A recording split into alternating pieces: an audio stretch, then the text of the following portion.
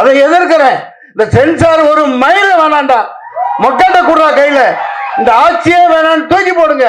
நீங்க 2000 ரூபாய் வாங்கிக்கிட்டு அவரு சினிமா காட்டாருன்னு சொல்றீங்க. அதுக்கு பவர் இருக்குது. வாங்குறான், கொடுக்குறான். நீ அதே 9,000 ரூபாய் கொடுத்து ஒட்டு வாங்குறிய, ஒட்டு. அதுக்கு இங்க இருந்து கொடுக்குற அப்பன் பாட்டன் காசு கொடுக்குற. 5000 ரூபாய் கொடுக்குறிய ஒட்டுக்கு, ஒப்பன் தாத்தா பாட்டன் காசு கொடுக்குற. இவன் உழைச்சு சம்பாதிக்கிறான், சம்பாதிச்சு போட்டோம். 2 வரி பேசிக்கிறேன். அதான் எவ்வளோ ஒரு வழி இருந்தால் அதான் ஒரு இயக்குனர் பாருங்க, முரளி கிரீஷ். இதை பணம் போட்டு எடுத்திருக்கேன், எப்படி இதை வெளிக்கொண்டு வந்து எடுத்து முடிக்கணும், முடிச்சுட்ட ஒரு படத்தை முடிச்சுட்டு வீட்டுக்கு போவேன்னு சொன்னீங்க. அதை நான் ஏற்றுக்க மாட்டேன், அப்படி சொல்லாதீங்க. இன்னைக்கு நிலைமை அப்படி இருக்கு. அதாவது சினிமாவை காப்பாற்ற தயாரிப்பாளர் சங்கம், நடிகர் சங்கம், இப்படி பல சங்கங்கள் பெயரளவுக்கு தான் இருக்கே தவிர சினிமாவை காப்பாற்றுறதுக்கு எதுவுமே இல்லை. இப்போ சென்சார் பாருங்க, இப்போ விஜய் தம்பி படம், அவர் ஒரு மாஸ் ஹீரோ, மாஸ் இது டயத்துக்கு வர முடியல. பொங்கலுக்கு வராமல் என்ன பக்ரீத்துக்கு விட முடியும்? ஒரு டைம் எப்போ அது சென்சார் எல்லாம், அதுவும் இப்போ சென்ட்ரல் மயமாக்கிட்டா இது ரொம்ப கொடுமை. சென்சாருங்கிறது 4 ப்ரொடியூசர், ஃபைனான்சர் இருக்கணும், டைரக்டர் இருக்கணும், அந்த பாடியில் நடிகர், இந்த சம்பந்தமானவங்களும், சோசியல் ஆக்டிவிட்டி, சமூக சேவைகள், இந்த மாதிரி தான் இருக்கணும். இண்டிபெண்ட் பாடியாக இருக்கணும். இந்த சென்சாரு, வெங்காயம், இந்த மசாலெல்லாம் இனிமேல் இருக்கக்கூடாதுங்கிறது என்னோட கருத்து. அப்படி இருந்தால் எந்த 2 பாடி இண்டிபெண்ட்டாக செயல்படணும். இந்த தகவலை ஏன் சொல்கிறேன்னா, ஒன்று சென்சார், சென்ட்ரல் கவர்மெண்ட், எந்த கவர்மெண்ட்டும் இருக்கக்கூடாது. இந்த சொசைட்டியை பாதுகாக்கக்கூடிய மக்கள் 10-15 பேர் இதில் இருக்கணும். எந்த அரசு தலையீடும் இருக்கக்கூடாது. அடுத்து இந்த தேர்தல் ஆணையம், அது இண்டிபெண்ட்டாக, டிஎன் சேஷன் அப்படின்னு ஒரு ஆண்மகன் இருந்த வரைக்கும் அது தேர்தல் ஆணையமாக இருந்தது. அதுக்கப்புறம் கேவலமான மொல்லமாரிங்கெல்லாம் உட்காந்துட்டு இந்த நாட்டை நாசம் பண்ணுறாங்க. இந்த படம் வெற்றிக்கு வாழ்த்துக்கள். ரொம்ப கஷ்டப்பட்டுருக்கீங்க, மக்கள் நல்லா பார்ப்பாங்க, ஆதரவு தருவாங்க. அதிக நேரம் எடுத்துக்கிட்டேன், அடுத்த காட்சிக்கு நேரம் நினைக்கிறேன். சார், இந்த படம் எடுக்கும் போது டோரா படம் என்ன பாக்குறீங்களா? ஓகே, டோரா படம் நயன்தாரா நடிச்சாங்க. ஆமா ஆமா சார். அதுல வந்து அந்த காருக்கு வந்து ஆவி இருக்கா, ஆவி நாயா இருக்கும். ஆமா, இது வந்து மாடா இருக்கு. இது எப்படி நாங்க ஏத்துக்கிறது? ஏன்னா நாங்க ஏற்கனவே அந்த படம் நாங்க பார்த்துட்டோம். இது மக்கள் வந்து எப்படி வந்து ஏத்துப்பாங்க? தென் அது இல்லாம வந்து சார் சொன்னாரு, படம் ஸ்டார்டிங்லேயே வந்து படம் வெளி வரலன்னாரு. எந்த படம் வெளி வரலன்னு சொன்னாரு? ஜனநாயகன். அதாவது வந்தாயின்னு நீ வராட்டி என்ன, அதாவது இது வந்து விஜய்க்கு ஆதரவாவோ எதிராவோ, இதோட புரியாட்டி நீ எப்படி ஐயா பத்திரிக்கையாளர், இதோட புரியாட்டி எப்படி ஐயா? அதாவது நம்ம குடும்பம், சினிமாங்கில ஒரு குடும்பம், அவருக்குன்னு ஒரு மாஸ் இருக்கு. அதுல அரசியல் இல்ல ஏன் புரியலன்னா, எடுத்த உடனே பேசும்போது என்ன சொன்னீங்கன்னா, படத்துக்காக இந்த படத்தை பத்தி பேச வந்துட்டு அந்த படத்தை ஏன் பேசுனீங்க? அதுக்காக தான் எனக்கு புரியல.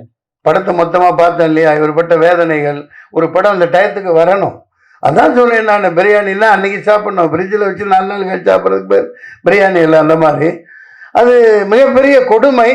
அந்த மாதிரிலாம் இனிமேல் இருக்கக்கூடாதுன்னா ஒரு சரியான கேர்ஜி மாதிரி, ஒரு ராவுத்தர் மாதிரி ஒரு சரியான ப்ரொடியூசர் கவுன்சிலில் ஒரு ஆள் இருக்கணும்.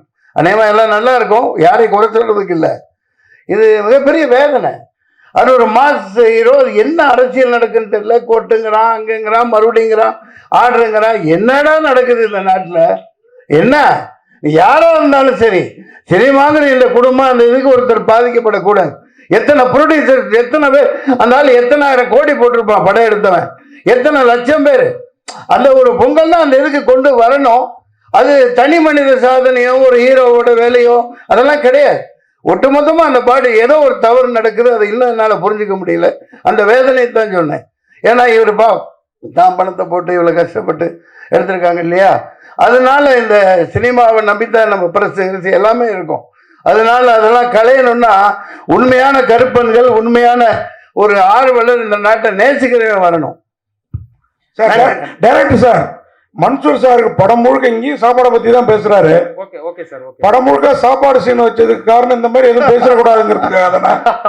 இந்த மாதிரி எதுவும் பேசிடக்கூடாதுங்கிறதுக்காக தான் சாப்பாடு சீனா? இல்ல சார், அவரு அது சாப்பிடும் போது அழகா இருக்காரு. ஏன்னா அவரு நம்ம நிறைய இப்ப பெரிய டைரக்டர் லோகேஷ் கனகராஜ் சார்லாம் சொல்லுவாங்க, அவரு சாப்பிட்டாலே ஒரு அழகுன்னுவாங்க.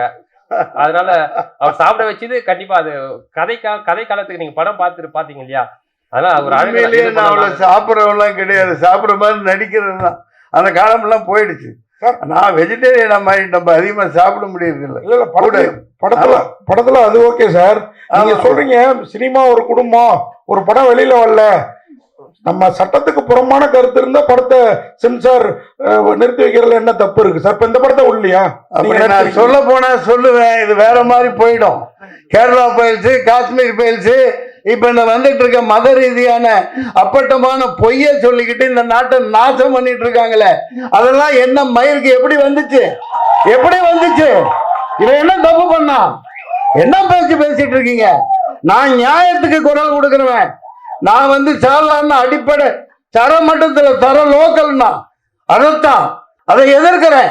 இந்த சென்சார் ஒரு மயில வேணாண்டா, மொக்கட்ட குடுறா கையில, இந்த ஆட்சியே வேணான்னு தூக்கி போடுங்க. உண்மையான வாங்க, 4 பத்திரிக்கை வாங்க, 4 சொசைட்டியில அந்த ஒரு மத ரீதியான உண்மையான ஆன்மீகவாதி 2 பேர் உட்காருங்க, சினிமாக்காரன் 4 பேர் உட்காரு, ப்ரொடியூசர் 4 பேர் உட்காரு, லிரிக்ஸ் ரைட்டர், இப்படி ஒரு 20 பேர் டீம் வைங்க. சென்ட்ரல் கவர்மெண்ட் ஒரு மைல் வேணாம், நீங்க கிழிச்சதெல்லாம் போதும். நிறைய பாதிக்கப்பட்டாச்சு. நன்றி, வணக்கம் சார். மொத்தம் சார் வாங்க, விட்டுற மாதிரி இல்லை உங்களை, வாங்க இங்க வாங்க. தோருங்க கேட்டீங்கல்ல, நான் படம் எடுக்கிறவன் தான், எனக்கு சொல்றதுக்கு உரிமை இருக்கு. வாழ்க்கை ஜனநாயகன படத்தை 2 வருஷம் தூக்கிட்டு டெல்லிக்கு பொட்டி தூக்கிட்டு அலைஞ்சேன். இந்த ஞானசேகரன் கொடுக்கல, கடைசி நான் பொட்டியை தூக்கிட்டு இப்ப மாதிரி டிஜிட்டல் கிடையாது, அது வேற காலகட்டம். நான் சமாளிச்சுட்டு வெளியே வந்துட்டேன். வாழ்க்கை ஜனநாயகம்னு படம் அது நல்லா ஓடிச்சு. ஒரே ஒரு ஷார்ட் அதில் இருந்துச்சு, இந்தியா விற்பனைக்குன்னு போட்டிருந்தேன். எது இந்தியா விற்பனைக்குன்னு போட்டிருந்தேன். நான் ஒரு காயலாங்கடை வியாபாரி. அதுல மேப், உலக மேப் இருக்கும், இந்தியா மேப் இருக்கும், விற்பனைக்குன்னு போட்டு மேப் போட்டிருந்தேன்.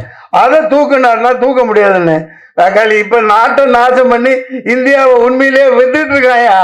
மூஞ்சியை கொண்டு எங்கேயா வச்சுக்கிறது, எல்லாத்தையும் வித்துட்டாங்க. சரி சார், நம்மெல்லாம் சும்மா. சரி சார், படம் வந்துருச்சு. கருப்பு முந்தாங்க இது பாருங்க, 600 கிலோமீட்டர்ல என்ன கங்கா, பெரிய எவ்வளவு பெரிய கிலோமீட்டர், எவ்வளவு பெரிய ரோடு, என்னாச்சு? தூக்கி அதானிக்கு அப்படியே கொடுத்துட்டார். 70% இந்த உனக்கு, இந்த அம்பானிக்கு. என்னன்னா நாடாடா இது? வித்து திங்கிறாங்க எல்லாம். கேளுங்க ஐயா. இல்ல சார்,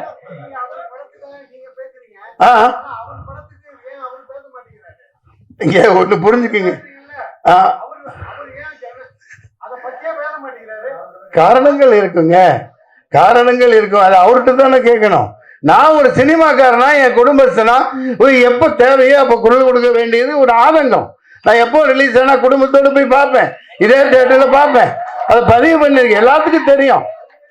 இப்ப ஏங்க நீங்க தனிப்பட்ட தாக்குதல்லாம் நடத்த வேணாம். அவர் தயாரிப்பாளர் எவ்வளவு பாதிக்கப்பட்டிருக்காங்க, லட்சக்கணக்கான ரசிகர்கள், கோடிக்கணக்கான பேரு. அது ஒரு ஆப்டர் சினிமா தான், தூக்கி போட்டலாம், அது வேற விஷயம். ஆடியோ லான்ச் எடுத்துட்டு இருப்பாரு சார் அவரு. ஆடியோ லான்ச் எடுத்துருக்க வரா, அப்புறம் என்ன ஆடியோ புரியல? ஆடியோ லான்ச் ஆமாங்க, அதான் மலேசியாவில தான் மாலிக் பாய் பின்னிட்டானே. மலேசியாவே தூக்கி போட்டு அது வரைக்கும் உலக சரித்திரத்தில் இல்லாத அளவுக்கு பண்ணிருக்காரு. அவர்தான் ஏழையா சார்? நீங்க குரல் கொடுத்துனுக்குறீங்க. தமிழ்நாட்டுல நடத்திருந்தா பரவாயில்ல. நான் ஒரு ப்ரொடியூசரா பேசுறேங்க. ஆடியோ லான்ச் பல கோடி போயிருக்கோம். ஆமா, ஏன் தமிழ்நாட்டுல இருக்க மலேசியால போய் வைக்கிறீங்க? என்ன பேசுறீங்க? அமெரிக்கால கூட வைப்பாங்க. நம்ம தமிழ் சினிமா எங்க போயிருக்குது? துபாயில கூட வைக்கலாம். நல்லா நடந்துச்சா அங்க? என்ன பேசுறீங்க? டிக்கெட் விற்பனை பண்ணி தான் சார் உள்ள அலோவ் பண்ணாங்க. எது டிக்கெட் வித்து தான் உள்ள. சரி, அதனால உங்களுக்கு என்ன போகுது? நீங்க ஏன் வைத்தறிச்சல் பண்றீங்க? கடைசி சின்ன படம், வெறுப்பு அரசியல் கூடாது.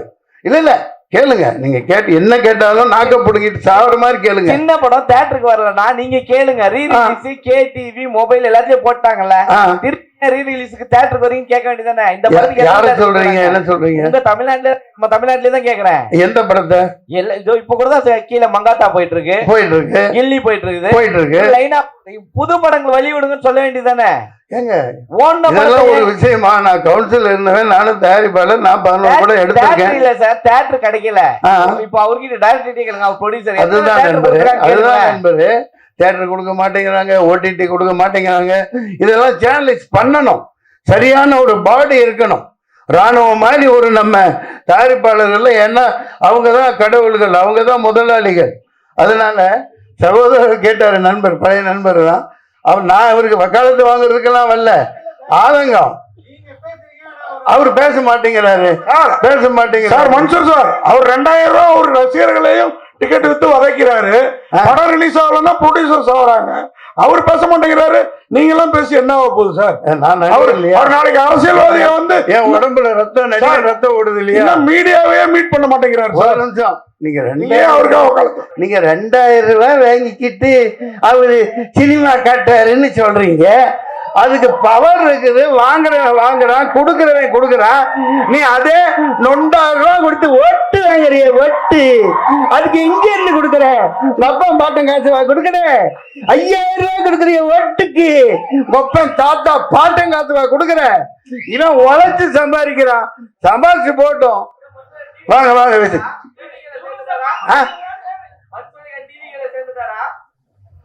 சில்லித்தனமா கேட்க கூடாது. என்னை பத்தி என் கேரக்டரையே புரிஞ்சுக்க மாட்டேங்கிறீங்க. நான் நியாயத்து பக்கம் எப்பவும் நிற்பேன். நான் எந்த அதெல்லாம் எனக்கு அப்பாற்பட்டது. அது கொஞ்சம் அரசியல்ல அவருக்கு அனுபவம் இல்லாம இருக்கலாம், அது வேற விஷயம். இது கருப்பு பல்சர் தயாரிப்பாளர் பணத்தை போட்டுட்டு அடி வைத்து நெருப்பை கட்டிக்கிட்டு இருக்காரு. ஆமா ஏப்பா, எனக்கு போட்ட மாதிரியே பிரியாணி எல்லாத்துக்கும் இவங்களுக்கு போடணும்ப்பா. ராவுத்தர் இவரெல்லாம் அண்ணா விஜயகாந்த் ஐயெல்லாம் படம் எடுத்தாங்கன்னா பிரஸ் மீட்டில் அப்படியே கமன்னு பிரியாணி போட்டு தான் அனுப்புவாங்க. நன்றி, வணக்கம். சாலையாளர்கள் அனைவருக்கும் வணக்கம். இயக்குனர் முரளி கிருஷ் ரொம்ப கஷ்டப்பட்டு இந்த படத்தை எடுத்திருக்காங்க. ஆமா, கருப்பணி கருப்பிய ஆடியோ வரலாமா? மதுமிகா கருப்பணி கருப்பின்னு ஆடியோ இல்லையா? ஆடியோ படமே வராம போயிடுச்சுப்பா, பெருசு. ஆடியோ வராட்டி என்னப்பா? ஆமா, நீ வந்தா என்ன, வராட்டி என்ன? இதெல்லாம் அந்த மாதிரி இருக்கு நாட்டில் சூழ்நிலை. ஒரு பிரியாணின்டா அப்படியே சும்மா கங்கை எடுத்து போட்டு முடிஞ்ச உடனே மேலே தம் கட்டி சும்மா ஜாதிக்காயை அரைச்சி ஊற்றி சூடாக அப்படியே சும்மா அனல் பறக்க பீஸ் எடுத்து உடனே சாப்பிட்டா தான் அது பிரியாணி.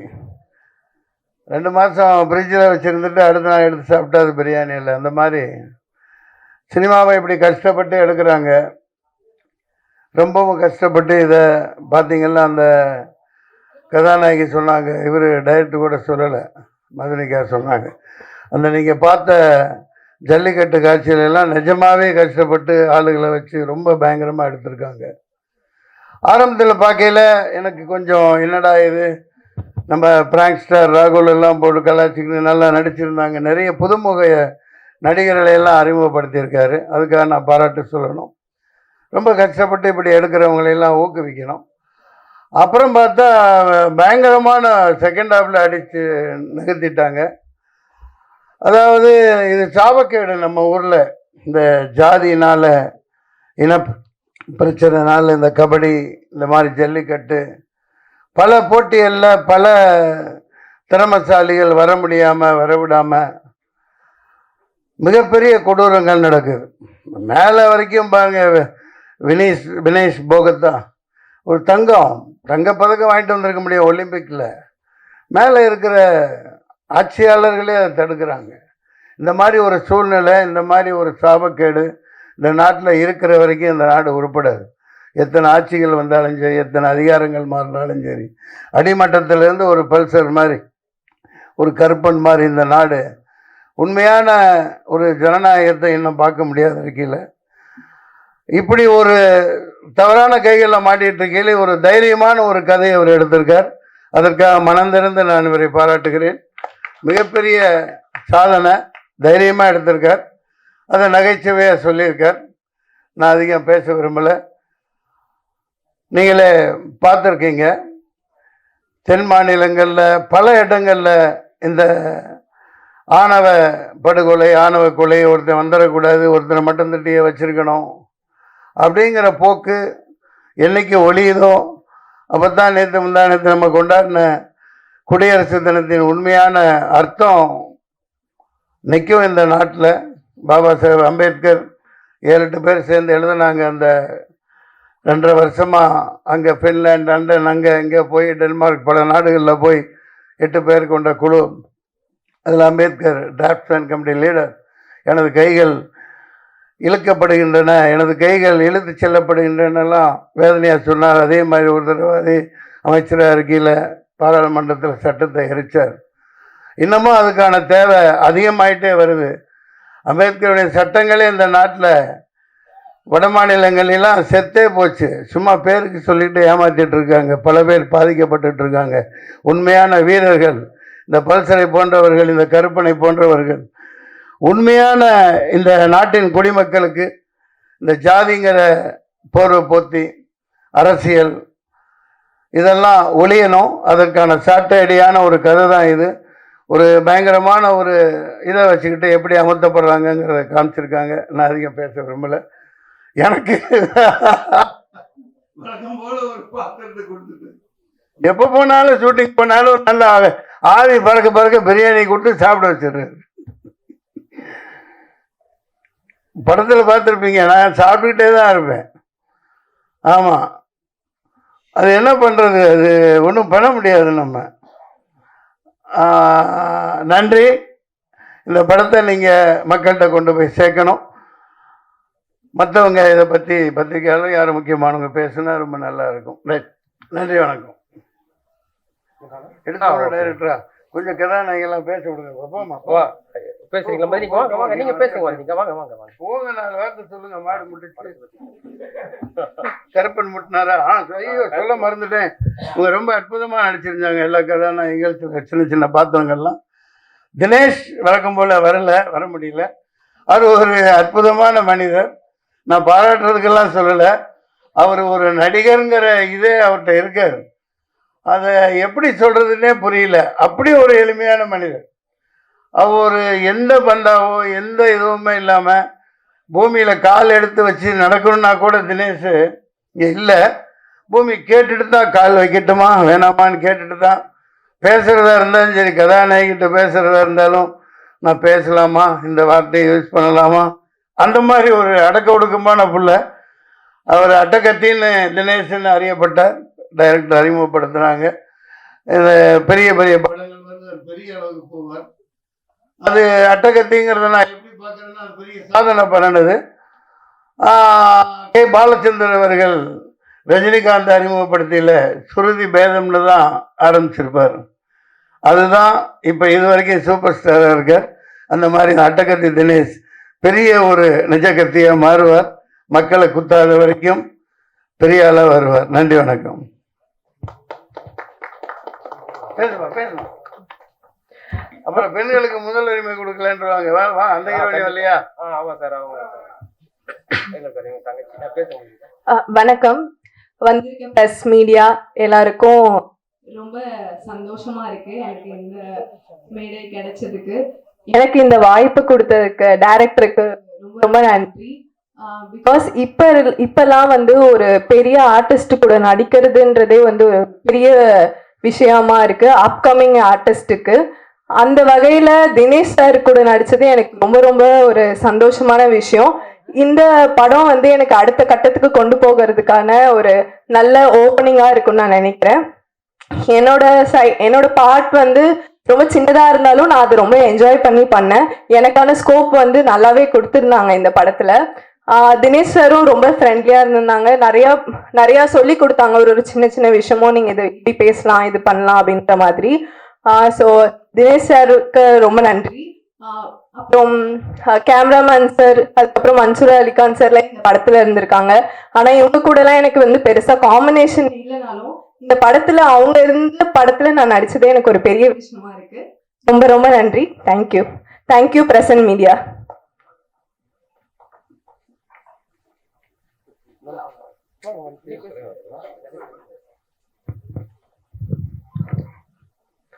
அனைவருக்கும் வணக்கம்.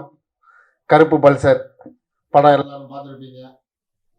மெல்ல தன்னோட விளையாட்டு தளத்தை 2ஆம் பகுதியில் ஒரு சீறி வரும் காளையா எப்படி ஒரு ஜல்லிக்கட்டு ஒரு விறுவிறுப்பான போட்டியாக இருக்குமோ அந்த மாதிரி 2ஆம் பாகத்தில் எல்லாரையுமே உட்கார வச்சு ரசிக்க வச்சுட்டு இந்த படம்.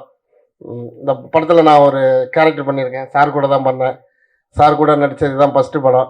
எனக்கு ஒரு புது நடிகனாக இல்லாமல் முழு சப்போர்ட் கொடுத்தாங்க. இப்படி தாண்டா வரணும், இப்படி தாண்டா பண்ணணும் அப்படின்னாங்க. இந்த நேரத்தில் சாருக்கு நன்றி சொல்லிக்கிறேன்.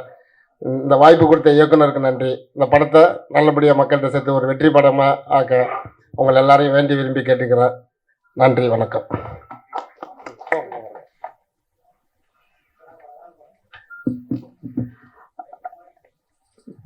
எல்லாருக்கும் வணக்கம். ரொம்ப நன்றி இன்னைக்கு இங்கே ப்ரெசென்ட் பண்ணிக்கிட்டது உங்களை இங்கே ப்ரெசென்ட் பண்ணிட்டதுக்கு. கருப்பல் சார் நீங்கள் பார்த்துருக்கீங்க. ஸோ உங்களுக்கு இதில் என்னெல்லாம் பிடிச்சிருக்கு அப்படின்றத ரொம்ப பாசிட்டிவாக மக்கள்கிட்ட நீங்கள் கொண்டு போய் சேர்ப்பீங்கன்னு நாங்கள் நம்புகிறோம். ஜல்லிக்கட்டு போர்ஷன்ஸ்லாம் நீங்கள் என்ஜாய் பண்ணியிருப்பீங்கன்னு நம்புகிறேன். ஸோ அந்த மாதிரி ரொம்ப முக்கியமான எலிமெண்ட்ஸை, இன்ட்ரெஸ்டிங்கான பார்ட்டை மக்கள்கிட்ட நீங்கள் கொண்டு போய் சேர்க்கணும்.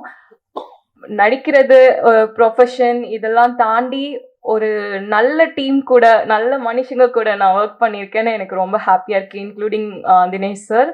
ஸோ அங்கே ஒரு ஃபேமிலி மாதிரியே உண்மையாக இருந்தாங்க. இந்த படத்தில் நீங்கள் பார்த்த ஃபேமிலி பார்ட்லாம் உண்மையாகவே எங்கள் ஃபேமிலி மாதிரி எல்லாரையும் ட்ரீட் பண்ணாங்க. ஸோ நான் சொன்ன மாதிரி உங்களுக்கு பிடிச்சது எல்லாத்தையும் ரொம்ப பாசிட்டிவான நல்ல விஷயங்கள் இந்த படத்தை பற்றி மக்கள்கிட்ட கொண்டு போய் சேர்க்கணுன்னு உங்களை வேண்டி கேட்டுக்கிறோம். தேங்க்யூ. Thank you so much.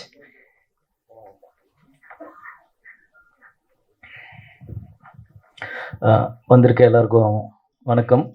இந்த படத்தில் நான் மியூசிக் டைரக்டராக அறிமுகமாகிறேன்.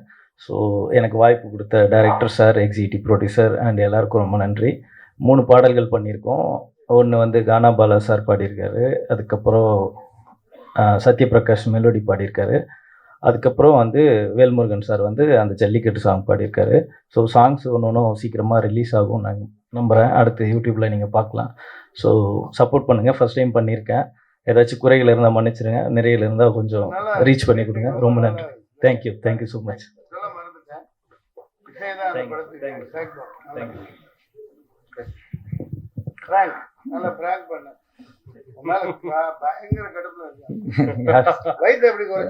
அதுவா சார்? டைட் தான் சார். ஃபர்ஸ்ட் ஆஃப் ஆல் வந்திருக்கும் ப்ரெஸ் மீடியா நண்பர்கள் எல்லாருக்கும் வணக்கம். இவங்களை நான் ஃபஸ்ட் டைம் மீட் பண்ணும்போது 150 இருந்தேன். உண்மையாக மச்சி தான் நான் ஃபோனில் பேசிட்டே இருப்போம். இந்த கோடம்பாக்கத்தில் ஒரு டைரக்டர் ஆகணும்னு ஆசைப்பட்டு சுற்றிட்டு இருக்கிற அந்த ஒரு ஹார்ட் ஒர்க்கு வேர்க்கையாக சுற்றிட்டு இருக்க ஒரு டைரக்டர் நம்ம பார்த்துருப்போம் நிறைய மூவிஸில் இருந்தாலும் சரி, இல்லை ரியல் லைஃப்பில் என்ன எக்ஸாம்பிள் நானும் அதே மாதிரி தான் ரோல் எல்லாத்தையும் பாரத்தை எடுத்துக்கிட்டு இவர் அழுந்திருக்காரு. ஆக்சுவலி நிறைய பேருக்கு தெரியாது இந்த விஷயம். ஏன்னா அட்டுக்கத்தி அண்ணன் அவர் ரொம்ப சப்போர்ட் பண்ணியிருக்கிறாரு. நான் first time Mansoor Ali sir பார்க்குறேன். அவரும் பயங்கரமாக சப்போர்ட்டாக பண்ணு தம்பி நம்ம எல்லாம் சேர்ந்து பண்ணலாம், அந்த டைரக்டருக்கு நல்லா ஒரு புஷ்அப் கொடுக்கலான்னு சொன்னாங்க. நான் பார்த்து லைக் எப்படின்னா ஒரு வேளை தான் சாப்பிடுவார். அது எதுக்கு நான் சொல்கிறேன்னா, மச்சி இந்த படம் எப்படியாவது கொண்டு வந்துடணும் மச்சி அந்த ஒரு பயத்தில் நிறைய ஹார்ட் ஒர்க், எவ்வளோ போராட்டம் நடந்துச்சு. But finally you made it மச்சான். Finally you made it. Serious சொல்கிறேன். ஏன்னா அந்த கஷ்டம் சினிமாக்காரங்களுக்கு எல்லாருக்கும் மட்டும் தான் தெரியும். ஏன்னா நான் அவ்வளோ பெரிய ஆள் கிடையாது. இருந்தாலும் நான் ஏன் சொல்கிறேன், நான் நேரடியாக பார்த்து தான் சொல்கிறேன். அதே மாதிரி மன்சூர் சார் ஃபஸ்ட் டைம் நம்ம படத்தில் நான் பார்த்தேன். ரொம்ப ஸ்போர்ட்டிவாக நான் இப்படி போட்டுக்கலாமா சார் டைலாக், நல்லா தம்பி போட்டுக்கப்பா, தப்பு என்ன இருக்குது அப்படின்னு சொல்லி ஒரு குட் சப்போர்ட் பண்ணாங்க. அதே மாதிரி அட்டுக்கத் சார், இந்த நடிச்சிருக்கிற மெடல், இவங்க எல்லாருக்கும் நன்றி. நான் எப்போவுமே மேடலுக்கு நன்றி சொல்கிறேன். அதே மாதிரி ஃபஸ்ட் டைம் ப்ரெஸ் மீடியா உட்காந்துருக்கவங்க எல்லாருக்கும் ரொம்ப நன்றி. நிறைய டைம் நான் பார்த்துருக்கேன். ஏன்னா நீங்கள் எப்போவுமே எங்களுக்கு சப்போர்ட் பண்ணிகிட்டே இருக்கீங்க. இந்த டைரக்டருக்கு சப்போர்ட் பண்ணுங்கள். இந்த மாதிரி டைரக்டர்களும் சப்போர்ட் பண்ணுங்கள். தயவுசெய்து சினிமாவை சப்போர்ட் பண்ணிட்டே இருங்க. Thank you so much for you all. Thank you.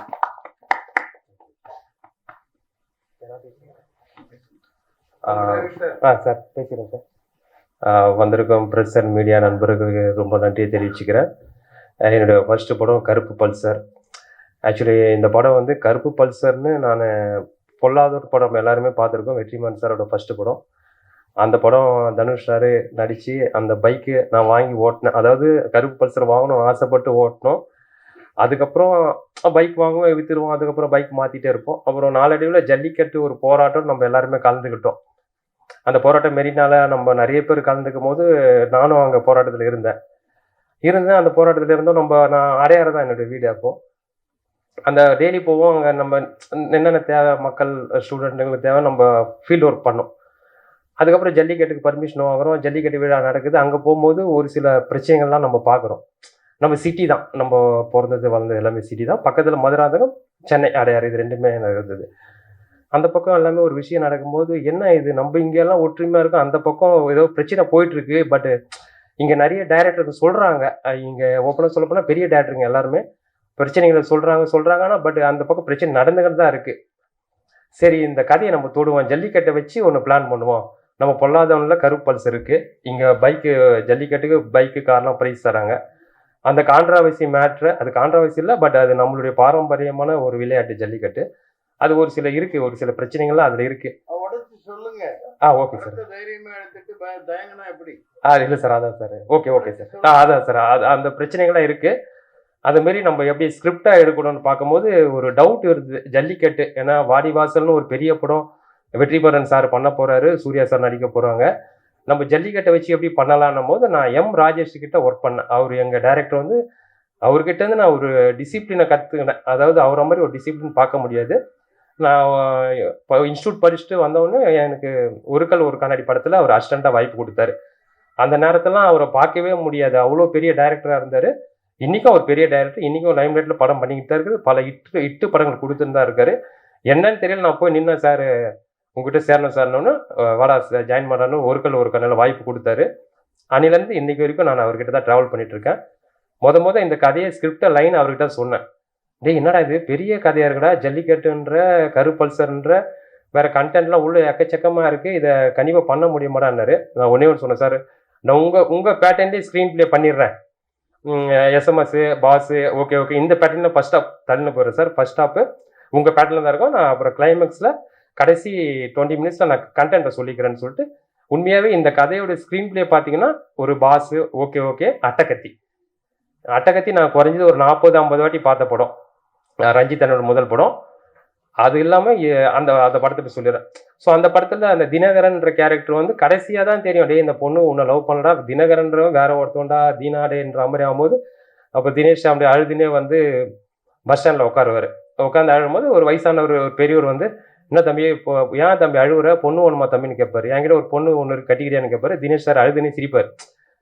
So அது இந்த பொண்ணு எதுக்கு இந்த பல்சர் பைக்லேருந்து இந்த பொண்ணு மேட்ருக்கு வரேன்னா, இந்த பெண்கள் விஷயம் வந்து இன்னும் அந்த பக்கம்லாம் ஒரு ஆணவ படுகொலை லவ் அது எல்லாமே தடுக்கிறாங்க. இது எல்லாம் தான் என்னை வந்து இந்த கருப்பல்சர் படத்தை என்னை கதை எழுத தூண்டின விஷயம். ஸோ அந்த பல்சரு இந்த மாதிரி விஷயங்கள், இந்த ஜல்லிக்கட்டு இதை வச்சு நான் இந்த ஸ்க்ரீன் பிளேவை பண்ணேன். எனக்கு கேட்டால் நம்மளுக்கு இருக்கிற கம்மி பட்ஜெட்டில் ஒரு பெரிய கண்டென்ட்டை சொல்லணும். அதுக்கு எனக்கு ரொம்ப யூஸ்ஃபுல்லான படங்கள் பாஸு ஒரு கண்ணாடி அட்டக்கத்தி இது மாதிரி களவாணி படங்கள் தான் எனக்கு தோன்றுச்சு. அதுக்கப்புறம் வெற்றிமாறன் சொல்கிற பொல்லாதன் படத்தை வச்சு இந்த இவ்வளோ பெரிய படத்தை நான் முடிச்சிருக்கேன். அது மட்டும் இல்லாமல் இதில் பெரிய விஷயம் என்னென்னா, நான் அந்த படத்தில் டைரக்டர் மட்டும் இல்லை தயாரிப்பாளரும் கூட நான் தான். அது பெரிய சவாலான விஷயமா இருந்தது. அது கண்டிப்பாக வந்து அது எப்படி சொல்கிறதுன்னா, எங்கள் ஃபேமிலியே இன்றைக்கி ரொம்ப பிரச்சனைலாம் மாட்டிட்டாங்க. தயாரிப்பாளர்னு நான் வேறு வழி இல்லை, நம்ம வந்துட்டோம் ஃபீல்டுக்குள்ளே 15 வருஷமாக ட்ராவல் பண்ணிட்டோம். ஒரு படமாச்சு பண்ணிட்டு தான் நம்ம வீட்டுக்கு போகணும். இது மிலிட்ரியை விட மோசமான இடம் இந்த கோடம்பாக்கம். மிலிட்ரியில் கூட நம்ம ஒரு ரிட்டைர்மெண்ட்டு ஒரு அமௌண்ட் கொடுப்பாங்க, ரிட்டையர்ட் ஆனால் சரக்குலாம் கூட மிலிட்ரியில் கொடுப்பாங்கன்னு வைங்களேன், நம்ம அதை வாங்கிக்கலாம் குடிக்கலாம்.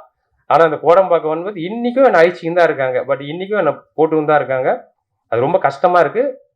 ரொம்ப ஒரு தயாரிப்பாளர், அதுவும் நான் ப்ரொடியூசர் கவுன்சிலில் தான் நம்ம மெம்பராகி இந்த படம் பண்ணியிருக்கோம். பாவம் எல்லா தயாரிப்பாளரும் இன்றைக்கி அவ்வளோ பிரச்சனை இருக்குது. நீங்கள் பாருங்கள், இந்த நான் கண்டென்ட் வந்து ஜல்லிக்கட்டில் இஷ்யூ இருக்குது, லவ்வில் ஒரு இஷ்யூ இருக்குது, இப்போ எங்கள் ஃபீல்ட்லேயும் அவ்வளோ இஷ்யூ இருக்குது. இது எல்லாமே நான் பேசிகிட்டு இருக்கேன். கொஞ்சம் கட் பண்ணி பேசுகிறேன். என்னால் ஓப்பனாக எதுவும் பேச முடியாது. கொஞ்சம் மன்னிக்கணும். அதான் ஒரு கண்டென்ட்டை இவ்வளோ தூரம் நான் முடிக்கணும் சீக்கிரம், அதனால் நான் கட் பண்ணி பேசுகிறேன். ஸோ ப்ரொடியூசர் கவுன்சிலையும் நம்ம அந்த ப்ரொடியூசரும் காப்பாற்றுங்க, சப்போர்ட் பண்ணுங்கள். கண்டிப்பாக நீங்கள் படம் பார்த்துட்டீங்க, எனக்கு தெரியும். செகண்ட் ஹாஃபு லாஸ்ட்டு ஒரு 30 மினிட்ஸ் எப்படி இந்த படம் இருந்திருக்குன்னு சொல்லிட்டு கண்டிப்பாக என்னை ஓப்பனாக ப்ரெஸ்ஸு அந்த மக்கள்கிட்ட மீடியா எல்லாருக்கிட்டையும் நண்பர் மாதிரி கேட்குறேன். நம்ம ஒரு தொழிலை நேசித்து வரோம், அந்த தொழிலில் ஜெயிக்கணும், இவ்வளோதான் நம்ம விஷயம். அந்த தொழிலில் நம்ம இருக்கணும், மற்றது எதுவுமே நம்மளுக்கு ஆசை இல்லை. எல்லாமே காலங்கள் கடந்து போகிற மாதிரி தான் போயிட்டே இருக்கோம். ஸோ இதுதான் நான் இந்த டைமில் நான் தினேஷ் சாரை பற்றி சொல்லிக்கிறேன். அவர் இன்னைக்கு வரல, கண்டிப்பாக அவருடைய மனசு இங்கே இருக்கோம், டெய்லி டச்சில் தான் இருக்கார். என்னன்னா அவர் வந்து நான் இந்த படத்தை வந்து 25 நாளில் ஷூட்டிங் ஃபுல்லாக முடித்தேன். இவ்வளோ பெரிய படம் நீங்கள் பார்த்துருப்பீங்க. அது காரணம் வந்து தினேஷ் சார் தான். நான் தயாரிப்பாளர்ன்றதுனால எல்லாமே டபுள் கால் ஷீட் தான். 7 மணிக்கு நான் கேமரா வச்சா குறைஞ்சது 2 மணி வரைக்கும் நைட்டு போவோம், இல்லைனா 10 மணி வரைக்கும் போவோம். கண்டிப்பாக மற்ற ஹீரோ நடிப்பாங்களான்னு தெரியல, அந்த அளவுக்கு ஹார்ட் ஒர்க் பண்ணி நடித்து கொடுத்தாரு தினேஷ் சார். தினேஷ் சாருக்கு நான் ரொம்ப ரொம்ப நன்றியை தெரிவிச்சுக்கிறேன். அவர் இல்லைனா இந்த படத்தை கண்டிப்பாக நான் முடிச்சிருக்க முடியாது. ஃபஸ்ட்டு தினேஷ் சாருக்கு தேங்க்ஸ் சொல்கிறேன். அதுக்கப்புறம் ஃப்ராங்க் ஸ்டார் ராகுல், இந்த படத்தை நீங்கள் பார்த்துருப்பீங்க. ஃபர்ஸ்ட் ஹாஃப்லேருந்து எண்டு வரைக்கும் ஃப்ராங்க் ஸ்டார் ராகுல் ஒரு காமெடி. இன்றைக்கி நம்ம இண்டஸ்ட்ரியில் காமெடியனுங்களே கிடையாது, உங்களுக்கு நல்லாவே தெரியும். நம்ம வர காமெடி டைரக்டர்கிட்டேருந்து வந்திருக்கோம். நம்ம காமெடி வச்சு தான், டைலாக் வச்சு தான் ஒரு சீனை நம்ம நவுத்தி ஆகணும், வேறு வழியே கிடையாது. நம்ம அவ்வளோ பெரிய பொருள் செலவும் பண்ண முடியாது, நம்ம ரூமாக தான் வச்சு எடுத்தாகணும். ஏன்னா ஒரு நாளைக்கு 5 சீனாச்சு எடுக்கணும், அப்போ தான் அந்த சீனை நம்ம முடிக்க முடியும் 25 நாள். அப்படின்னும் போது இந்த ராகுல், எங்கள் மச்சி ராகுலோட உழைப்பு, அவருடைய டேலண்ட்டு கண்டிப்பாக இந்த படத்தில் வெளிவரும். அதுக்கப்புறம் இவரை காமெடியாக எல்லாருமே எப்படி பண்ணுவாங்கன்னு உங்களுக்கு தெரியாது. 3வது வந்து மன்சூர் அலிகான் சார். இந்த ஸ்கிரிப்ட் பண்ணும் போதே எனக்கு வந்து மன்சூர் சாருடைய அந்த அவர் லைன் எழுதும் போதே மன்சூர் சார் தான் நடிக்கணுன்ற மாதிரி முடிவு பண்ணிட்டேன். முடிவு பண்ணும்போது நான் சின்ன வயசுலேருந்து அவரை பார்க்கும்போது பயப்படுவேன். ப்ரெஸ் மீடியாலாம் அவர் பேச்சை பார்க்கும்போது எனக்கே ஒரு பயம் இருக்கும். வேறு நம்ம எல்லாரும் பேசுகிறத நம்ம பார்க்கும்போது ஏம்பா அவர்லாம் சொல்கிற பேச்சில் கேட்க மாட்டார்ப்பா, அவர் டைரக்ட்லாம் சீன் பேப்பர்லாம் தூக்கி போட்டு அவர் தான் டைலாக் பேசுவார்னு சொல்லுவாங்க. பட் ஆனால் அப்படிலாம் இல்லவே இல்லை. அதாவது மன்சூர் சார் மாதிரிலாம் ஒரு பர்சன் நம்ம பார்க்கவே முடியாது. அதனால தான் அவர் இவ்வளோ காலங்கள் நிற்கிறாரு. அவர் கேப்டனை பார்த்தவர், சூப்பர் ஸ்டார்லாம் பார்த்தவர், அதனால தான் இவ்வளோ காலங்கள் நிற்கிறாரு. கடைசி பாருங்கள், எங்களா மாதிரி எங்கள் ஜெனரேஷனையும் வாழ வைக்க வந்திருக்காரு சார். அவர் அடுத்த ஜெனரேஷனை கண்டிப்பாக டாப்பில் தான் இருப்பார். ஆனால் ஒன்றே ஒன்று சொல்லுவார், டே என்னை இவ்வளோ வேலை யாருமே வாங்கலடா, அந்த கேரவன்னிக்கும் ஏற்கனவே சொல்லியிருக்கேன், அதை நான் ஏற்ற விட மாட்டேன். கேரவன் பார்க்கறதோடு தான் அவர் வேலையாக இருக்கும், அவ்வளோ வேலை வாங்கியிருப்பேன். என்னை என்கரேஜ் பண்ணி டப்பிங்காக இருக்கட்டும், ஸ்பாட்டாக இருக்கட்டும். ஏன்னா அவரும் அதே தான், 7 மணிக்கு மேக்கப் போட்டு 8 மணிக்கு வந்தாருன்னா 10 மணிக்கு தான் நான் அவரை அனுப்புவேன். ஸோ இது எல்லாமே இந்த ஹார்ட் ஒர்க் எல்லாமே நான் ப்ரொடியூசராக இருந்தனால தான் வந்தது. ஸோ அது ஒரு ப்ரொடியூசரோட வழி தான் அது. மற்றபடி டைரக்ஷன் நான் எங்கள் டைரக்டர் எம் ராஜேஷ் கிட்ட இருந்து கற்றுக்கின விஷயத்தை நான் அப்ளை பண்ணியிருக்கேன். எனக்கு சப்போர்ட் பண்ணுங்கள், ரொம்ப நன்றி. நான் அதாவது டாபிக் எங்கெங்கேயோ போது நினச்சிக்காதீங்க, இது எல்லாமே வழி. நான் எதுவுமே நான் யோசிச்சுலாம் வந்து பேசலை, நான் பேச இன்னும் நிறைய இருக்குது. கண்டிப்பாக ஒரு சக்ஸஸ் மீட்டில் மீட் பண்ணுவோம். ரொம்ப நன்றி எல்லாம். Good night. Good night. Director sir நீங்க சொன்னீங்க ஹீரோவோட மனசு இங்க இருக்கு, அவர் இல்லைன்னு. ஆனா அந்த படத்தோட பப்ளிசிட்டி, பிசினஸ் எல்லாமே ஹீரோ வச்சுதான். அவர் அன்னைக்கு பொங்கல் விழாக்கும் வரல, இன்னைக்கும் வரல. நீங்க வந்திருந்தா உங்களுக்கும் யூஸ்ஃபுல்லா இருக்கும். நீங்களே தயாரிப்பாளரு, இதே மாதிரி ஒரு ரஞ்சித் படம் அடுத்த படத்துல நடிக்கிறாரு, இதே மாதிரி வராம இருப்பாரா? ஏன் உங்க படத்துக்கு வரல சார்? உண்மையாகவே ஒரு ரஞ்சித்தான படத்தில் பிஸியாக தான் சார் இருக்காரு. நான் அவரு அதாவது நான் அந்த இது சொல்ல முடியாது, அது பெரிய படங்கள் சார், நான் அதை சொல்ல முடியாது. வேட்டுவம் படத்துக்கு அவர் ஆடியோ லான்ச்சுக்கு வராரு, ப்ரெஸ் மீட்டுக்கு வராருன்னு சொல்ல முடியாது. பட் எனக்கு வந்து அவர் இங்கே வரல, உண்மைதான், எல்லாருக்கும் தெரியும். இங்கே வரல, ஒரு குறையா நீங்க சொல்ல நினைக்காதீங்க. ஆமாம், அது எனக்கு நல்ல மனிதருங்க அவர், ஒரே வார்த்தை நல்ல நடிகர். ஆனால் ஷூட்டிங்கில் என்னைக்குமே ஒரு கெட்டப்ல இருக்காருன்னு நினைக்கிறேன். அந்த படத்தோட தோற்றத்துல இருக்காரு, வெளிவரக்கூடாதுன்னு. இல்ல, நீங்க கேட்ட கொஸ்டின் கண்டிப்பா 100% உண்மை. வேட்டுவம் படத்துக்கு அவர் வராம இருப்பாரா, ஆடியோ லான்ச்சுக்கு, பிரஸ் மீட்டுங்கிறது நீங்க கேட்கறது 100% உண்மை. கண்டிப்பா அது வேற, அந்த டாபிக் வேற. பட் இப்போ வந்து டிஸ்டர்ப் பண்ணாதீங்க, அவர் நல்ல மனிதர். அவர் இங்க வரல, அவரோட மனசு இங்க இருக்கும், ஒன்றும் பிரச்சனை இல்லை சார்.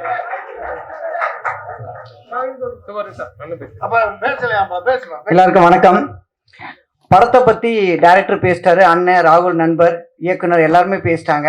உங்கள் எல்லாருக்கும் ஒரு வேண்டுகோள் வைக்கணும் தான் இங்கே வந்திருக்கேன். பத்திரிகையாளருக்கு, என்னோட பேர் நவீந்தர், நான் சின்னத்திரை நடிகர் சங்கத்தோட செயலாளர். முரளியும் நானும் 2007-08 நண்பர்கள், திரைப்பட கல்லூரி மாணவர்கள். உங்கள் எல்லாருக்கும் ஒரே ஒரு வேண்டுகோள், முரளி வந்து ரொம்ப கோடீஸ்வரன் பணக்காரன் அந்த மாதிரி எதுவுமே கிடையாது. உங்களை மாதிரி என்ன மாதிரி சராசரியான ஒரு நபர். நாங்களாம் மதியானம் சாப்பாடு கூட அந்த நேரத்தில் கஷ்டப்பட்டிருக்காப்புல. ஆனால் இன்னைக்கு இவ்வளோ பெரிய படத்தை தயாரிச்சிருக்காப்புலன்னா பணத்தால் இல்லை, மனதால்.